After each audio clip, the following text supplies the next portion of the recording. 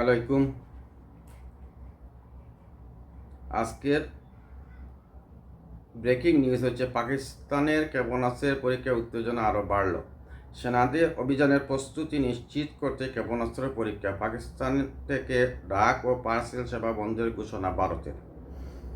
ভারতীয় সঙ্গে চলমান উত্তেজনার মধ্যে সেনা অভিযানের প্রস্তুতির অংশ হিসাবে এবার ক্ষেপণাস্ত্রের পরীক্ষা চালিয়েছে পাকিস্তান। গতকাল শনিবার আবদালি নামের স্বল্প পাল্লার এই ক্ষেপণাস্ত্রের পরীক্ষা চালানো হয়। ভারতের প্রধানমন্ত্রী নরেন্দ্র মোদী দেশটির সশস্ত্র বাহিনীকে অভিযানের পূর্ণ স্বাধীনতা দেওয়ার সিদ্ধান্তের 4 দিন পর এই ক্ষেপণাস্ত্র পরীক্ষা চালালো পাকিস্তান, যা পহেলগাম হামলাকে কেন্দ্র করে পারমাণবিক শক্তিধর প্রতিবেশী দুই দেশের উত্তেজনাকে আরও বাড়িয়ে দিয়েছে। গতকাল ক্ষেপণাস্ত্র পরীক্ষাকে ভারতের প্রতি পাকিস্তানের বার্তা হিসাবে দেখছেন কোনো বিশ্লেষক। পহেলগাম হামলার 5 দিন পর গত 27 এপ্রিল ভারতও ক্ষেপণাস্ত্র পরীক্ষা চালিয়েছিল। এদিকে পাকিস্তান থেকে সব ধরনের পণ্য আমদানি নিষিদ্ধ ঘোষণা করেছে ভারত। পাশাপাশি ডাক ও পার্সেল সেবা বন্ধের ঘোষণাও দিয়েছে দেশটি। ভারত নিয়ন্ত্রিত কাশ্মীরে পহেলগাম 22 এপ্রিল বন্দুকধারীদের হামলায় 26 জন নিহত হন, যাদের বেশিরভাগই পর্যটক। এ হামলার পেছনে পাকিস্তানের হাত রয়েছে বলে অভিযোগ করে আসছে নয়াদিল্লি, তবে এ অভিযোগ নাকচ করে আসছে পাকিস্তান। ওই হামলার পর থেকে চিরপ্রতিদ্বন্দ্বী দুই প্রতিবেশীর মধ্যে নতুন করে উত্তেজনা শুরু হয়। পাকিস্তানের সামরিক বাহিনী গতকাল জানায়, স্বল্প পাল্লার আবদালি ক্ষেপণাস্ত্রের সফল পরীক্ষা চালিয়েছে তারা। ভূমি থেকে ভূমিতে নিক্ষেপযোগ্য এই ক্ষেপণাস্ত্র সর্বোচ্চ 450 কিলোমিটার দূরে লক্ষ্যবস্তুতে আঘাত হানতে সক্ষম। এক বিবৃতিতে সামরিক বাহিনী বলেছে, সেনাদের আবিধানিক প্রস্তুতি নিশ্চিত করা এবং গুরুত্বপূর্ণ কারিগরি দিকগুলো যাচাই ছিল আবদালি ক্ষেপণাস্ত্র পরীক্ষার উদ্দেশ্য। সামরিক বাহিনীর বরাত দিয়ে পাকিস্তানের সংবাদ মাধ্যম ডনের প্রতিবেদনে বলা হয়, চলমান এক্স সিন্ধু সামরিক মহড়ার অংশ হিসাবে এই ক্ষেপণাস্ত্র পরীক্ষা চালানো হয়েছে। এছাড়া এ সময় আর্মি স্ট্র্যাটেজিক ফোর্সের কমান্ডার, স্ট্র্যাটেজিক প্ল্যান ভিশন ও এএফএসসির জ্যেষ্ঠ কর্মকর্তারা এবং দেশটির সংশ্লিষ্ট বিজ্ঞানী প্রকৌশলীরা উপস্থিত ছিলেন।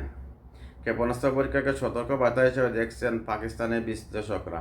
সামরিক বিশ্লেষক হাসান আসকারি রিজভি বলেন, এটি স্পষ্টভাবে ইঙ্গিত করে যে ভারতকে মোকাবেলার সক্ষমতা আমাদের রয়েছে। এটি শুধু ভারতের জন্যই নয়, বরং বাকি বিশ্বের জন্য বার্তা যে আমরা ভালোভাবে প্রস্তুত আছি। পহেলগাম হামলার এক সপ্তাহের মাথায় 29 এপ্রিল ভারতের প্রধানমন্ত্রী নরেন্দ্র মোদী সংশ্লিষ্ট ব্যক্তিদের নিয়ে উচ্চ পর্যায়ে বৈঠক করে। বৈঠকে ভারতের সশস্ত্র বাহিনীর সক্ষমতার উপর পূর্ণ আস্থা জানান মোদী। তিনি বলেন, ভারতের পক্ষ থেকে জবাব দেওয়ার সময় লক্ষ্যবস্তু নির্ধারণ, কোনো প্রক্রিয়ার জবাব দেওয়া হবে সে বিষয়ে সিদ্ধান্ত নেওয়ার ক্ষেত্রে সশস্ত্র বাহিনীর পূর্ণ স্বাধীনতা রয়েছে। মোদীর এই বক্তব্যের পর পাকিস্তানে যে কোনো সময় ভারতের হামলার আশঙ্কা করছেন কেউ। জাতিসংঘ ও যুক্তরাষ্ট্রের পাশাপাশি বিভিন্ন দেশ উত্তেজনা প্রশমনে দুই দেশকে সংযম প্রদর্শনের আহ্বান জানিয়ে আসছে। তবে দুই দেশের মধ্যে সীমান্তে গোলাগুলি, নাগরিকদের ভিসা বাতিল, চুক্তি স্থগিত, কূটনৈতিক বহিষ্কার সহ পাল্টাপাল্টি নানা পদক্ষেপ চলছেই। আমদানি নিষিদ্ধের ঘোষণা ভারতের। এরপরেও আরও আছে, সংযত প্রক্রিয়া দেখিয়েছে পাকিস্তান। আমরা যুদ্ধ চাই না। পাকিস্তান বলছে, আমরা যুদ্ধ চাই না, যদি আঘাত আসে তাহলে আমরা প্রতিঘাত করব, এমনভাবে করব। পাকিস্তানের সেনাবাহিনী প্রধান বলেছেন, এমনভাবে করব ভারত কখনো তা ভাবতেও পারেনি। কাশ্মীর ইস্যুকে নিয়ে এই পর্যন্ত ভারত এবং পাকিস্তানের মধ্যে তিনটি যুদ্ধ সংঘটিত হয়েছে। কোনো যুদ্ধেই ভারত জয়লাভ করতে পারেনি। 1971 সালে বাংলাদেশের 30 লক্ষ মানুষের শাহাদাতের বিনিময়ে বাংলাদেশের স্বাধীনতা ভারত সবসময় বলে আসছে, এটা তাদের পাকিস্তানের বিরুদ্ধে প্রথম জয়। কিন্তু এটা বিশ্লেষণ এবং এটার বিশ্লেষণের দায়িত্ব বা এটা বিচারের দায়িত্ব জনগণের হাতে। কাশ্মীর হামলা, ভারত কিভাবে পাকিস্তানকে আক্রমণ করতে পারে, ইতিহাস কি বলে? ইতিহাস এটাই বলে, ভারত কখনো পারবে না, কারণ পাকিস্তানে অল্প সংখ্যক যা কিছুই আছে না সব কিছুই আধুনিক। এরপরে হচ্ছে চীনের সরাসরি, কারণ চীনের সুবিধা আছে, চীনের সমস্যা সমাধান করতে গিয়ে মানে বিরাট অংশের সীমান্ত যুদ্ধ আছে ভারতের সাথে। চীনের স্বার্থেই পাকিস্তানকে চীন সাহায্য করবে। আর চীন সবসময় বলছে, পাকিস্তানে নিযুক্ত চীনের রাষ্ট্রদূত বলেছেন প্রাচীরের মতো তারা দাঁড়িয়ে থাকবে পাকিস্তানের পক্ষে।